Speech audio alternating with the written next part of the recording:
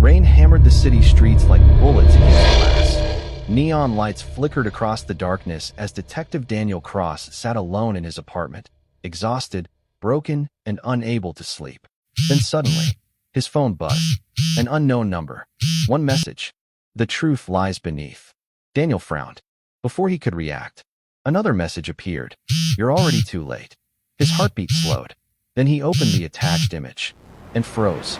It was a photograph of him standing outside his apartment only minutes earlier. Someone was watching him, and they were close. Very close. That was the moment Daniel realized.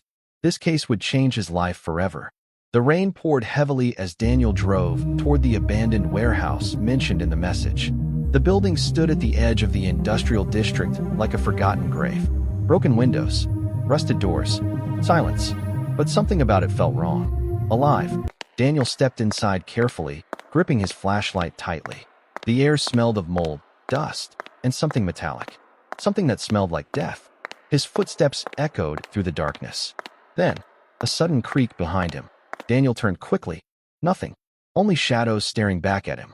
He continued deeper into the warehouse until he noticed a hidden metal door behind old shelves. Slowly, he pushed it open, and what he found inside made his blood run cold. Photographs. Hundreds of them. Men, women, children, missing people from across the city. Each photo marked with dates written in red ink. Some crossed out, others circled.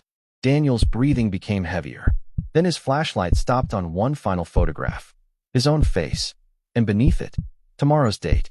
Suddenly, the lights flickered violently. A distorted voice echoed through the room. You're too late, Daniel. Then, bang, the door slammed shut behind him. Darkness swallowed everything. Daniel escaped the warehouse. But the images haunted him. He knew now this was bigger than a normal investigation.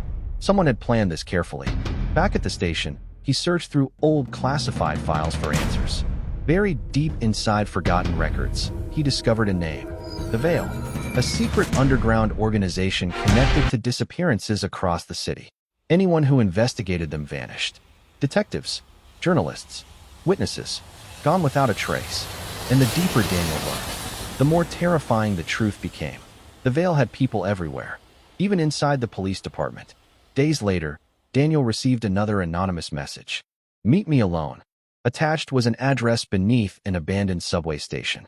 When Daniel arrived, he met a mysterious woman dressed entirely in black. Her name was Alara. Quiet, sharp, dangerous, but her eyes carried fear. She looked at Daniel carefully before whispering. The Veil doesn't just kidnap people. She paused. They erased them. Daniel stared at her silently. Who are you? He asked. Alara hesitated, then answered softly. Someone trying to survive.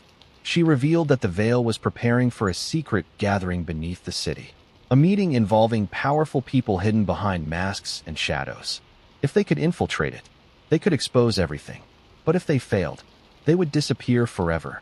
Daniel agreed immediately, because by now, he knew he was already being hunted. The night of the meeting arrived. Daniel and Alara entered the underground chamber disguised as members of the Veil. Candles flickered across the walls. Masked figures whispered in dark corners. The atmosphere felt suffocating. Then suddenly, a familiar voice echoed through the chamber. Welcome, Detective. Daniel froze. A tall figure stepped out from the shadows, and Daniel's face turned pale. Marcus Kane, his former partner, the man everyone believed died 5 years ago. Marcus smiled slowly, but there was nothing human left in his eyes. You abandoned me, Marcus whispered. So I embraced the darkness instead. Daniel shook his head in disbelief. No, you died in the fire. Marcus stepped closer. No, Daniel. I survived, and the Veil showed me the truth. Suddenly armed guards surrounded them. Marcus raised his hand slowly. Kill him. Chaos exploded. Gunfire erupted across the chamber.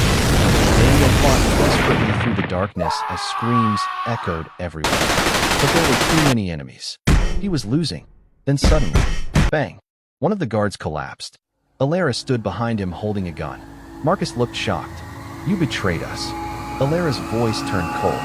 You betrayed humanity first. Together, Daniel and Alara fought through the chamber as police sirens echoed above them. Finally, Daniel faced Marcus one last time. Years of pain, betrayal, anger, collided in one. Marcus lunged forward with a knife, but Daniel disarmed him.